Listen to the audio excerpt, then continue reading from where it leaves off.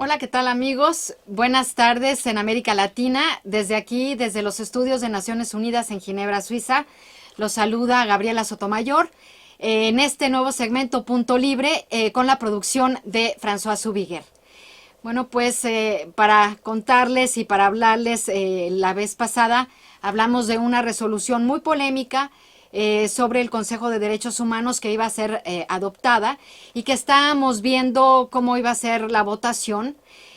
Para que recuerden, la votación es sobre la extensión del mandato de la Comisión de Establecimiento de Hechos para hablar de las violaciones más graves de derechos humanos que se cometen en Venezuela.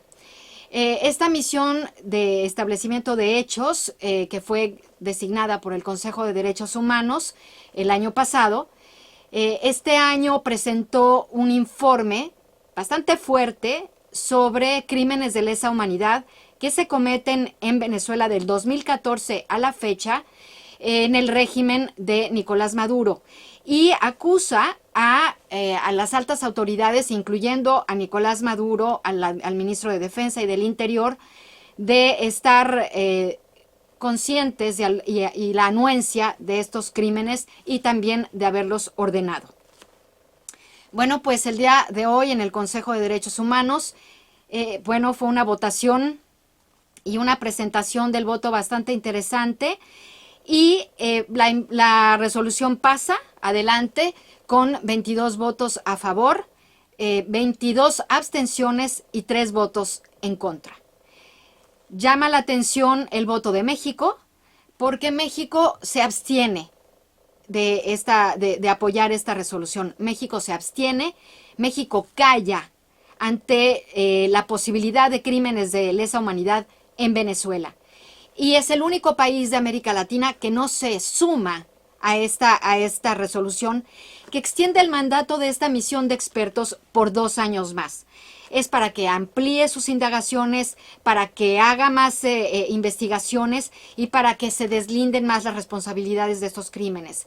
Entonces, es decepcionante ver cómo el gobierno de México se alinea con el gobierno de Nicolás Maduro y en cambio calla ante estos crímenes que no deben de ser tolerados en la región. En una nota positiva pensábamos que el gobierno de Argentina también se iba a abstener, pero no, Argentina votó a favor, quizá porque ellos, más que muchos de los gobiernos que votaron a favor, saben lo que es padecer estos crímenes en su propio territorio. Entonces, pues el día de hoy fue muy interesante verlo. El gobierno de México dio una explicación, dijo que la resolución no estaba balanceada. Bueno, una explicación bastante inocua, pero al final llama la atención que México calla ante estos crímenes y se alinea con el gobierno de Nicolás Maduro. Bueno, pues eso con respecto a esta resolución, que es algo muy interesante. Y luego también quería comentar con ustedes algo que está, como estamos aquí en Ginebra, también es la sede de la Organización Mundial de la Salud. Y esta organización está ahorita en su comité ejecutivo. Y el día de ayer, hablan todos los miembros, hablan el doctor Tedros, que es el director de la Organización Mundial de la Salud, habla Mike Ryan con un informe bastante completo sobre lo que ha hecho la organización durante la pandemia en estos meses que llevamos. Y lo que es interesante de destacar es que el día de ayer el comité ejecutivo que se encuentra aquí reunido en Ginebra porque están para revisar una resolución que se adoptó en la Organización Mundial de la Salud para llegar a los orígenes de este virus, para determinar el origen del virus, también para hacer un balance y una evaluación de cómo se ha comportado la Organización Mundial de la Salud en la gestión de esta pandemia, así como todos los países que son miembros de la organización. Y entonces, ayer, en la presentación, Mike Ryan, el director de emergencias de la Organización Mundial de la Salud, nos dice que en el mundo hay 10% de personas, 10% de la población mundial ya se ha infectado de este virus COVID-19. Quiere decir que 1 de cada 10 personas han tenido ya este virus. Bueno, este dato cayó como un balde de agua fría ayer en el Consejo y todos los periodistas, porque lo que nosotros sabemos es que son 35 millones de personas los que se han contagiado con este virus, según los informes de los gobiernos que han presentado la Organización Mundial de la Salud.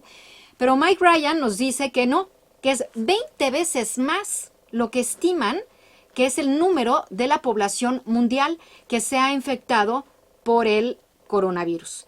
Entonces, ayer el doctor Tedros hablaba de que es muy importante que los gobiernos también muestren el liderazgo en sus propios territorios para hablar sobre la pandemia, para mandar unos mensajes positivos y consistentes para el uso de mascarilla, el aseo de las manos, la distancia física, que los gobiernos tienen que liderar esta respuesta.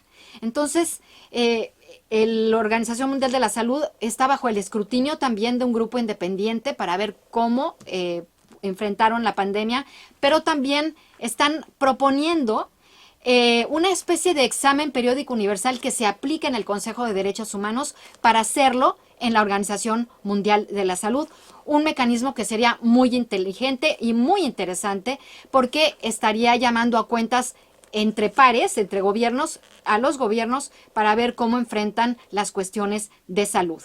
Entonces, bueno, esto es muy interesante. En el Consejo Ejecutivo, ya para despedirme, participaron muchos ministros de salud de varias partes del mundo. Por parte de México participó el doctor Alomía, que es el director de epidemiología de